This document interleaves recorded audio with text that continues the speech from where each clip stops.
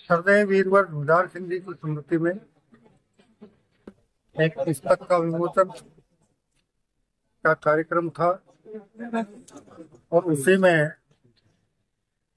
नाहर पहाड़ी को पर्यटक स्थल के रूप में विकसित करने की मांग यहाँ के प्रबुद्धजनों द्वारा उठाई गई है। कुछ बहुत साल पहले उसकी कोई कार्य योजना बनी थी। जयपुर जाकर पर्यटन मंत्री जी के साथ चर्चा करके उस कार्य को आगे बढ़ाने का प्रयास करेंगे। उसके साथ ही यहाँ की एक बालिका शिक्षण संस्थान के संबंध में एक ज्ञापन प्राप्त हुआ है, उसके बारे में भी मैंने नगर परिषद के आयुक्त को निर्देशित किया है। वो इनका आवेदन लेकर उस विद्यालय द्वारा बालिका शिक्षा में किए गए महत्वपूर्ण कार्यों का उल्लेख करते हुए एक सकारात्मक टिप्पणी निदेशालय को प्रेषित करें, ताकि उस पर भी हम सकारात्मक से निर्णय लेकर बालिका शिक्षा के क्षेत्र में काम करने वाली संस्था का और अच्छा काम करने के लिए जो कुछ हमसे बन पड़े करने का प्रयास करें। साथ ही झुंझुनू मरुधरा धरती है, यहाँ के हजारों जवान भारतीय सेना अर्धसैनिक बलों में 24 घंटे सनद रहकर अपनी मातृभूमि की एकता और अखंडता के लिए अपना सर्वस्व अर्पण करने का भाव के साथ कर्तव्यबद्ध रहते हैं और यहाँ के बहुत से वीर जवानों ने अपने सर्वस्व आहुति भी अपनी मातृभूमि के लिए दी है। मैं उनको नमन करते हुए झुंझुनू की जनता से एक ही मेरा विनम्र निवेदन है कि इस वीर शूरवीर धरती को,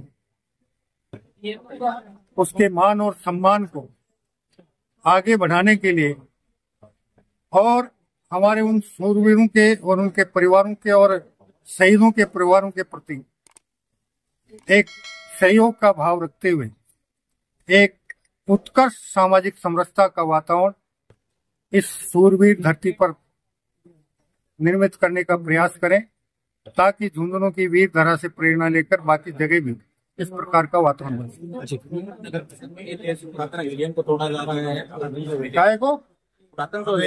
हवेलियों के बारे में एक ज्ञापन अभी प्राप्त हुआ है, मैं अभी रिपोर्ट लूंगा और रिपोर्ट लेने के बाद जो भी आवश्यक कार्रवाई होगी पुरातत्व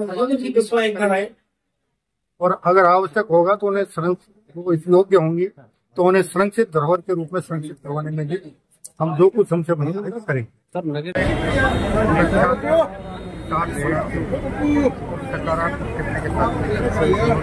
आपके ऑडिटोरियम का क्या है? जब कई बार आया तब भी कह के गया था।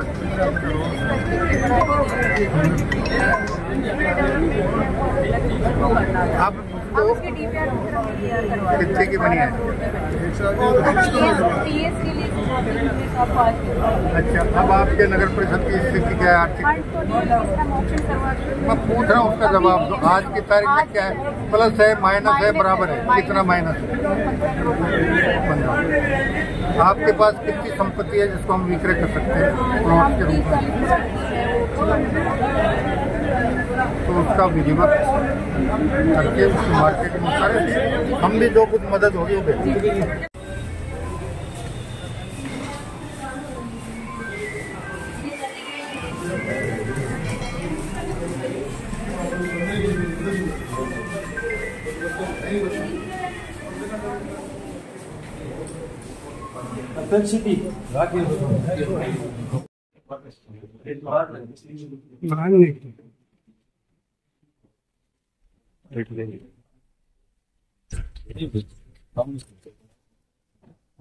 जैसे नगर परिषद में अधिकारियों के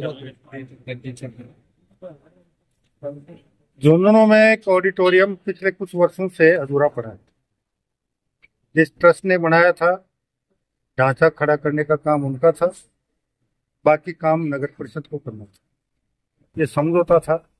उसी सिलसिले में आज जिला कलेक्टर और नगर परिषद आयुक्त से चर्चा हुई है और मैंने जिला कलेक्टर को निर्देशित किया है कि उस समन्वय स्थापित करने के लिए सभी विभागों की बैठक आयोजित करें और उस बैठक में ऑडिटोरियम के साथ साथ बीड़ के पास जो शहर के ग्रे पानी का जल भराव होता है उसके समाधान के बारे में भी कोई कार्य योजना बनाए, और उसके साथ साथ नाहर पहाड़ी पर जो 10-12 साल पहले पर्यटक स्थल की कार्य योजना बनी थी उसको अद्यतन करवा के और वो भी राज्य सरकार को प्रेषित करे ताकि हम इन तीनों चारों मामलों में कोई न कोई निर्णय लेकर झुंझुनू के विकास में नई बात। हवेलियों के संरक्षण को लेकर हवेलियों को संरक्षण को लेकर मैंने जिला कलेक्टर को निर्देशित किया है कि वो एक बार उनका मौका मुआयना करके पुरातत्व विभाग को लिखे। पुरातत्व विभाग से हम भी बात करेंगे और बात करने के बाद उनका निरीक्षण करवा कर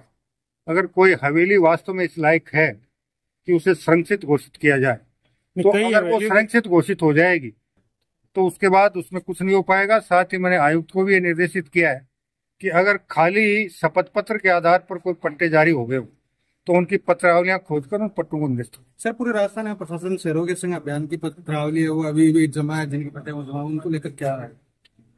देखो, जिनका पैसा अभियान अवधि में 15 मार्च से पहले जमा हो गया था उनको तो रियायती दर पे मिलेंगे और बाकी को जो प्रचलित दर है उसके आधार पर मिलेंगे। उसके बारे में हम 5-10 दिन में नए दिशा निर्देश। सर, सीमांकन को लेकर क्या प्रोसेस है? आज कैबिनेट की मीटिंग है, शायद हम इस बारे में कोई निर्णय निकल रहा है सर।